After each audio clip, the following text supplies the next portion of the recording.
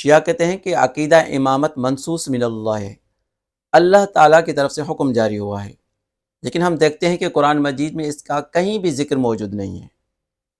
یہ ہے قرآن مجید اور یہ ہے ترجمہ فرمان علی، خود شیعوں کا ترجمہ کیا ہوا ہے۔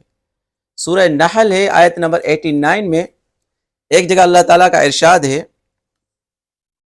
وَنَزَّلْنَا عَلَيْكَ الْكِتَابَ تِبْيَانًا لِكُلِّ شَيْءٍ وَهُدًى وَرَحْمَةً وَبُشْرَىٰ لِلْمُسْلِمِينَ، جس کا ترجمہ انہوں نے کیا ہے کہ ہم نے تم پر کتاب قرآن نازل کی جس پر ہر چیز کا شافی بیان ہے، جس میں ہر چیز کا شافی بیان ہے، اور مسلمانوں کے لیے سراپا ہدایت اور رحمت اور خوشخبری ہے۔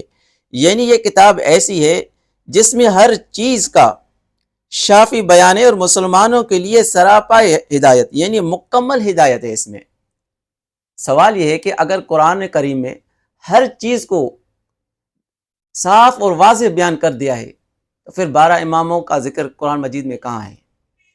یہ آیت کریمہ اس بات پر دلالت کرتی ہے کہ اللہ تعالیٰ نے قرآن مجید کو تفصیل کے ساتھ، وضاحت کے ساتھ نازل فرمایا، یعنی ہر وہ چیز جس کی امت کو ضرورت تھی اس سے تفصیل سے یا اجمالی طور پر بیان فرما دیا۔